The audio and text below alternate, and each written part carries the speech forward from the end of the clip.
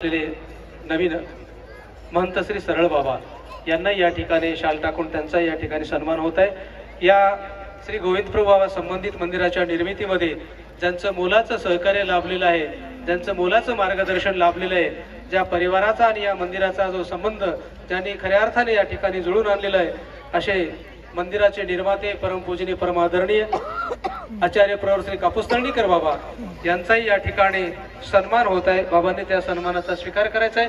परमपूजनीय परमादरणीय आचार्य प्रवर श्री कापूसतळणीकर बाबा इकडे बाबा खाली आहे। या ठिकाणी सरळ बाबा यांचं या ठिकाणी शाल देऊन त्यांचा सन्मान होत आहे। अशा या कैवल्यवासी या ठिकाणी श्रीकृष्ण मंदिर देवस्थान ट्रस्टच्या वतीने परमपूजनीय परमादरणीय महंत श्री कापूसतळणीकर बाबा यांचा या ठिकाणी संस्थानचे ट्रस्ट अध्यक्ष सुभाषरावजी पावडे आणि त्यांचे विश्वस्त ही सर्व मंडळी या ठिकाणी त्यांचं पूजन करत आहेत। पूजनाचा बाबांनी स्वीकार करावा। आपण टाळ्या वाजवायच्या, टाळ्या वाजवा। वा वा टाळ्या। हा फोटो या ठिकाणी काही मान्यवरांचा सत्कार होत आहे।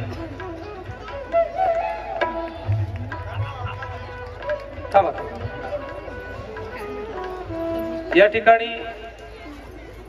परमपूजनीय परमादरणीय कवीश्वर कुळाचार्य अमरावती निवासी बाबाजींच्या वतीने या ठिकाणी परमपूजनीय परमादरणीय श्रद्धेय महंत श्री कापूसतळणीकर बाबाजी यांना सन्मानित केले जात आहे।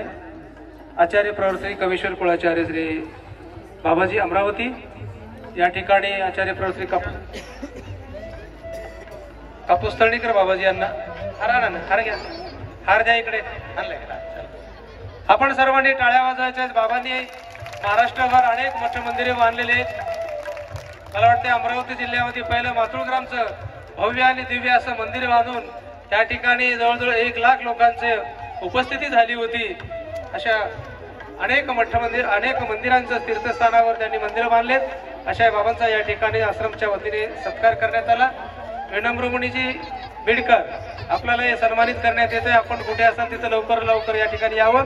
यानंतर या कार्यक्रमाला ज्यांनी आवर्जून उपस्थिती आपली दर्शवली आहे अशा या अमरावती जिल्ह्याच्या लोकप्रिय खासदार नवनीतजी राणा हे या ठिकाणी आपले या कार्यक्रमाच्या निमित्ताने शुभेच्छापर मनोगत व्यक्त करणार आहेत। आपल्या सर्वांच्या वतीने त्यांना मी या ठिकाणी आमंत्रित करतो। सौभाग्यवती नवनीतजी राणा सांसद, लोकसभा सांसद अमरावती। दंडवत सगळे बाबांना छोडे संतमान तिथे बसले आहेत, सगळ्यांना दंडवत इथून। आणि आमचे मोहन महाराजजी आणि सगळे भक्तगण जोडे इथे उपस्थित आहेत। आमचे बाबा नी ज्याप्रमाणे आमच्याबद्दल माझ्याबद्दल रविभाऊबद्दलचे कौतुक केला, जे प्रेम दिला, जे आशीर्वाद दिला, आमचं आम्ही खरे नशीबवान आहे की या आश्रमाचंच लागून जी भिंत आहे ते आपलं तिथे घर आहे। म्हणतात ना, जशी संगत तसंच जीवन असते। संगत जर चांगली राहिली तर आयुष्यामध्ये सगळे कामं तसंच होतात। आणि मी ते अनुभव माझ्या जीवनात खूप लहानपणापासून घेतलेला आहे। काम करत असताना, बोलत असताना बाबांनी आता सांगितलं की रवी आमचे खूप शांत आहे। दोघे सर सारखे झाले या जगात जगणं कठीण होऊन जाते। रवीजी एकदम शांत आहे, पण मला जिथे क्रांती दाखवते तिथेच क्रांती दाखवते। आणि बायांमध्ये ती थोडासा सगळे बायांमध्ये असते। घर संसार चालवणारे बाया, देवाचा आशीर्वाद जसं आम्ही म्हणतो। सुभाषराव काका कुठे गेले आमचे? जेव्हा मी इथे आली बाबा, तेव्हा आमचे जे राजापेठ मध्ये बाबा होते, आमचे कारंजेकर बाबा, त्यांचे मी नेहमी जे ते खुर्चीवर चेअरवर बसायचे त्यांची स्थानवर, तर मी नेहमी त्यांच्या पायावर बसायचे। मी कधीच वरती बसत नाही।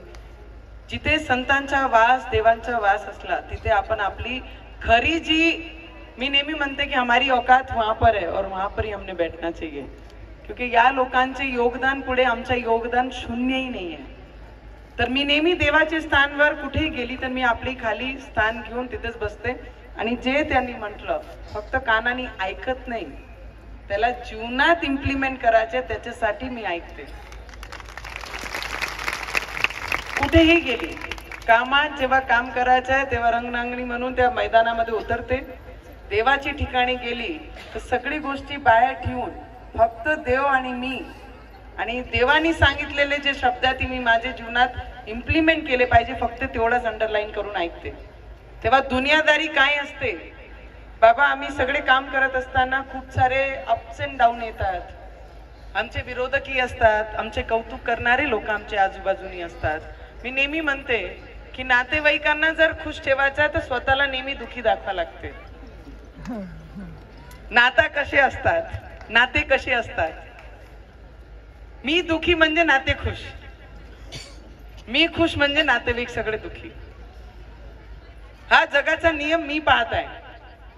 खुश ठेवायचा नात्यांना, रक्ताचा नाता असो कोणताही नाता असो, त्यांना बरं वाईट चांगलं वाटतं की बा हा व्यक्ती दुखी आहे. दादा माणूस केव्हा दुखी होते जेव्हा लोकांना कळते की हा माणूस दुखात आहे. जोपर्यंत तो दुःख स्वतःपर्यंत ठेवत नाही, मला असं नाही वाटत आहे की जर मला रडायचंही आहे, जर माझं दुःख कोणाकडे शेअरही करायचं आहे तर मी कोणाकडे ना करताना मी एकटी बसून देवाचे डोळे बंद करून देवासमोर रडते. कारण तो माझ्या दुःखाचा सौदा नाही करणार. तो कधीही माझा दुःख त्यांच्यासोबत शेअर केला तर नेहमी असाच एक व्यक्ती जीवनातला आहे जो नेहमी तुम्हाला आशीर्वाद देईल. कोणीही असला जीवनामध्ये तर तुमचे रडण्याचे जे आसू आहे त्याचाही किंमत लावायचं तर दुःखी आहे याच्याकडनं हे फायदा करून घ्या आणि मग त्याच्यासोबत त्याच्या पाठीशी उभे राहा. महाराजजी मी बाबाजी मी पहिलेपासून 7वी पासून काम करत आहे मी माझ्या जीवनात. तर मी खूप चांगले लोक जीवनात चालत असताना मुलगी जेव्हा 7वी वर्गात असते, 6वी 7वी मध्ये असताना कामाला सुरुवात केली. ती जीवनात आयुष्यात खूप चांगले लोक आणि वाईट लोकांचे जीवनात आपले जीवनात खूप सारा पाहिलेला आहे. पण बाबासोबत बोलत असताना बरेचशे वेळेस जेव्हा कोविड होता, जेव्हा एकमेकाला कोणी नाते बोलत नव्हते, तेव्हा बाबा आम्ही इथे ग्राउंड आहे तिथे सोबतच आम्ही 3-4 लोक, रवीजी मी बाबा आम्ही वॉक करायचो संध्याकाळी रोज. आणि बाबाचे प्रत्येक शब्द हा आशीर्वाद सारखे मला भेटले. हाही खूप कमी लोकांना नशिबात येते की ज्यांना लाखो लोक मानतात, ज्यांनी आयुष्य पूर्ण देवाचे चरणी अर्पण करून दिली आहे. असे बाबांसोबत तुम्ही चालताय आणि बाबांचे प्रत्येक शब्दाला आपल्या जीवनात किती प्रभाव पडताय तो घेणारेवर आहे. लोक म्हणतात सोशल मीडिया चांगलं नाही, पण सोशल मीडियातून बरेचसे लोक चांगले